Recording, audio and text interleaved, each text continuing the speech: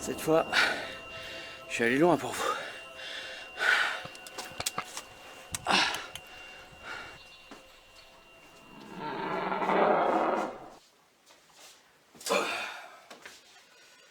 Bon.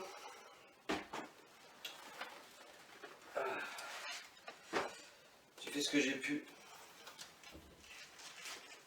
On m'a demandé de récupérer une relique pour soigner. Enfin, soigner.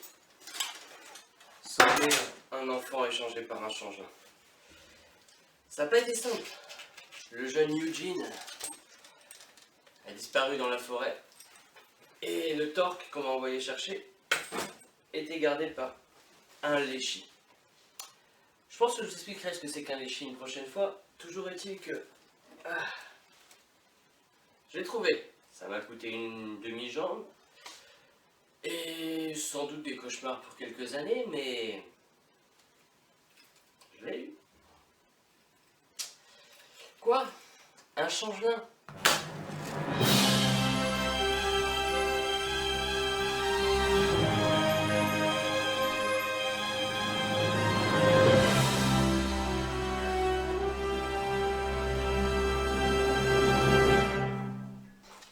Ouais, dans vos yeux les internets, aujourd'hui on est là pour parler d'une créature un peu particulière qu'on confond souvent avec le doppelganger, le changelin. Le changelin est une créature du folklore européen qu'on retrouve depuis la Suède jusqu'à l'Espagne, en passant par la France, l'Allemagne et de manière générale l'Europe de l'Ouest.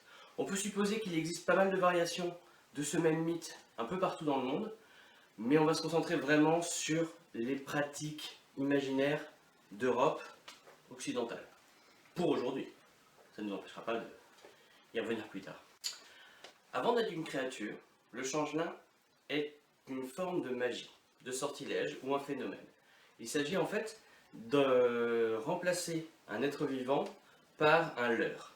Généralement, il s'agit de créatures issues du bon peuple, donc ce qu'on va appeler fées, elfes, trolls, poukas ou tout ce que vous voulez en fonction de là où on se trouve, pour voler un enfant, parfois voler un individu adulte, mais généralement un enfant, et le remplacer par quelque chose d'autre.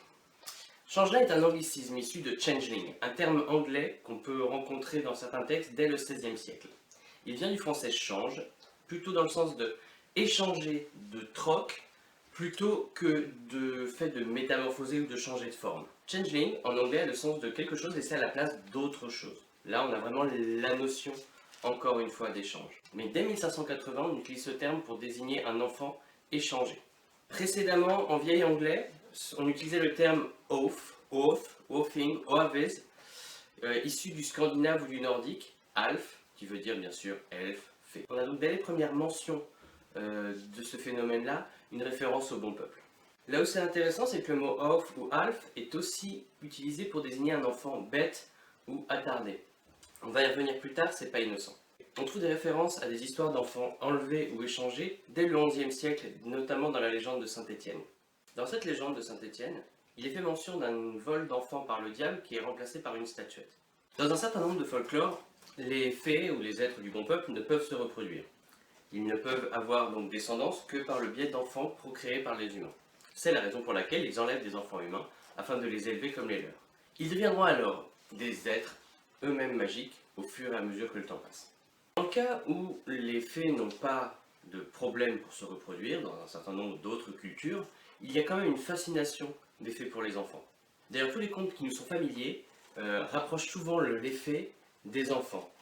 Bien sûr, on va parler de la fée Clochette, ou alors les sorcières qui se penchent sur le berceau de l'enfant dans le conte de la Belle au bois dormant. La dernière fée étant particulièrement maléfique. C'est intéressant cette histoire. Il y a toujours un lien entre les fées et les enfants. Quand il s'agit de faire les choses discrètement, le mieux c'est de remplacer l'enfant par un autre. Dans certains cas, il s'agit d'un autre enfant, d'un enfant fée, un féto, ou d'une créature, une statuette, une idole, un morceau de bois dont on a modifié l'apparence magiquement pour la rendre similaire à celle d'un enfant. C'est cette chose qu'on va appeler un changelin. Pour les nordiques, le changelin a peur du fer. C'est lié à son ascendance féerique. Tout simplement, on l'a vu pour le doppelganger, on le reverra moult fois sur un certain nombre d'autres créatures, fer égale antidote à la magie. fer égale poison pour les êtres magiques, fer égale basiquement mauvais pour toutes les créatures. Donc, à la limite, dans The Witcher, quand on se promène avec une épée en argent, on ferait mieux d'avoir une bonne vieille épée en fer. Ça aurait beaucoup plus de sens. Mais là, je bitch un peu quand même. Il est coutume pour protéger les enfants et les bébés au berceau de laisser une pièce de fer dans leur berceau, un couteau, une lame, un ciseau. C'est pas un peu dangereux? Et de faire les baptiser le plus tôt possible, parce qu'un enfant baptisé est protégé, les fées étant non seulement allergiques au fer, mais ressentent une aversion bien violente pour tout ce qui est catholique. En Espagne, dans la partie asturienne, on parle de ranas et d'inruanas, qui sont des sortes de fées ou de sorcières qui enlèvent les enfants. Elles remplacent les bébés par des ranines, des espèces de créatures qui sont leur propre progéniture, afin qu'elles soient nourries et baptisées. En Irlande, on estime souvent que les gauchers sont des changelins. En Normandie, on appelle changeon, conjon et faeto un certain nombre d'enfants qui auraient des facultés étranges et un comportement particulier. Donc tous les enfants bizarres étaient considérés comme des changelins. Ce qui est intéressant, c'est que le mot fée dérive du mot fata, un nom féminin latin qui signifie une sorte de déesse de la destinée. Il ne faut pas confondre avec ce mot comme le pluriel de fatum qui signifie destin. Et fata, ça a donné aussi un autre terme, le mot fada. Et dans le sud de la France, on utilise le mot fada, pour un être un peu folle, un peu à la marge. Et je pense qu'on se rapproche ici d'un petit point précis qui est intéressant sur le bon peuple en général, c'est qu'il ne pense pas du tout comme un humain. De manière générale, les êtres féeriques ont des traits ou un mode de pensée autistique. C'est-à-dire qu'ils ont une façon de penser, des réflexions, une logique qui leur est propre et qui s'approche beaucoup des comportements ou des réactions qu'on peut retrouver chez les enfants psychotiques ou chez les enfants autistiques. De ce fait, on peut penser que les enfants touchés d'autisme ont créé de la peur chez les gens qui ont cherché des explications. Et c'est ainsi qu'on leur a collé une espèce d'étiquette d'être différent, peut-être issu de magie, en tout cas rejetant la responsabilité de la différence non pas sur les parents, mais sur le démon ou sur les fées ou sur des esprits qu'ils ne peuvent pas contrôler. Il existe dans l'histoire un certain nombre de cas d'enfants battus, voire même brûlés dans un four, qui sont justifiés par des cas de changelin. Les déformations fantastiques du changelin sont multiples. Il en existe dans de très nombreux univers.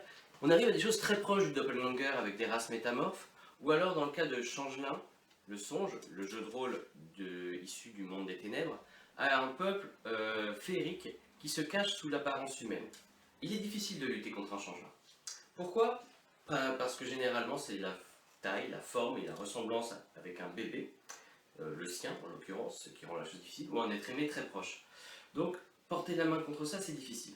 Deuxièmement, il est conseillé de les battre ou de les brûler ou de les noyer, ce qui engendre plein de trucs pas cool, notamment. Mais dans les légendes, en tout cas, en les maltraitant, en fait, leurs parents légitimes vont revenir les chercher, donc les trolls, les elfes, les fées, ou Satan lui-même, voilà. Dans d'autres cas, il faut aller prier une divinité plus ancienne, plus puissante, notamment des divinités aquatiques, donc les gens vont aller dans des fontaines, dans certaines rivières, ou alors faire bannir certains objets. On n'a aucune histoire qui justifie ou qui montre le fonctionnement d'un exorcisme, tout simplement parce qu'il ne s'agit pas d'un enfant possédé, mais bien d'une autre créature ayant pris la place physique de l'enfant. Et du coup, sur ce coup-là, l'Église catholique, elle ne peut pas grand-chose. Donc du coup, qu'est-ce qu'il faut faire? Il faut se tourner vers les anciennes méthodes et aller prier des endroits où on n'a pas le droit d'aller, ou alors prier certains saints qui remplacent des divinités antérieures. Là, en l'occurrence, des divinités plutôt aquatiques, on va être sur de la Vierge Marie. Plutôt classique, et puis en plus, ça marche sur pas mal de choses. Voilà, c'était tout pour aujourd'hui. En tout cas sur les changelins. J'espère que cette vidéo vous a plu et qu'elle n'était pas trop longue. A priori, dans le bois où j'ai rencontré le Leshy, il y aurait eu un doppelganger qui aurait pris ma place, et ça ne me rassure pas du tout. Donc je vais devoir faire quelque chose à ce sujet-là. Mais à part ça, tout va bien. Sur ce, rentrez chez vous, ne sortez pas tout seul dans le noir, et à très bientôt.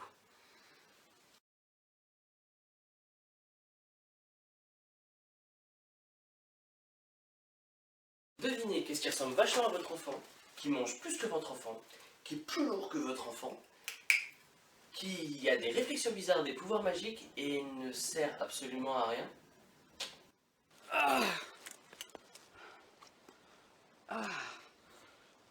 Je vais rentrer.